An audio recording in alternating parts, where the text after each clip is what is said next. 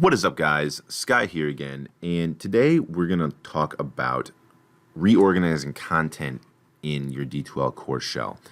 So here on our home page, we're going to go up here to content, and that's going to bring up all of our different modules. Now, we kind of touched on this in a previous video, the reorganizing of modules in your content area, but this is going to go a little bit more in depth on how to do that. So it is pretty simple. Basically, D2L has a very helpful drag and drop function for reorganizing stuff in this area.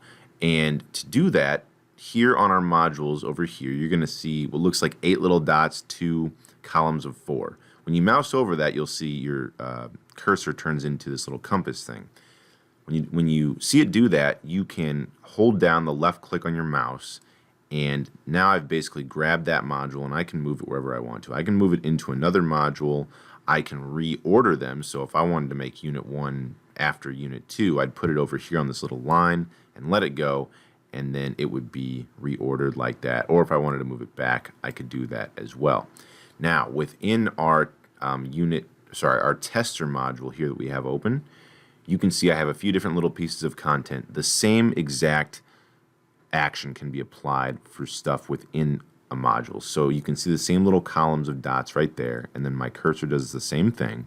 And if I wanted to make lesson 1 intro actually not the first piece of content, I could do that. Or if I wanted to take that and move the lesson 1 intro into a different module, like if I wanted to move that into Unit 1, I could take it over here to where Unit 1 is highlighted and let go and drop it, and now you can see it's no longer in tester, and when I go to Unit 1, Lesson 1 Intro is right there. So it's very useful for being able to reorganize modules, but also content within modules.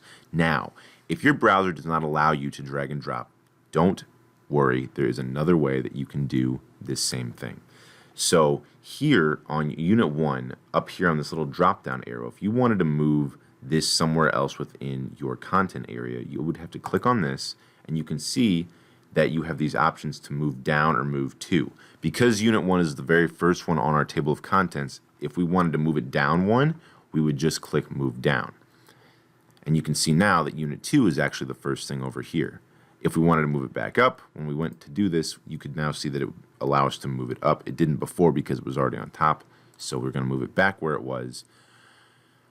If you wanted to move, so Lesson 1 Intro, for example, say we want to move that back to tester, we can move that as well by using the Move To function. We click that, and it'll give all of our different modules that we can move it to. We'll click Tester and click Move, and now you can see it is back in tester. So that's very helpful if you're not able to drag and drop. As far as reorganizing modules go, that's pretty much it. It's a very intuitive, fluid little system. And it lets you organize things however you want to on the fly. As always, email us at onlinehelp@okcu.edu if you have questions or any issues.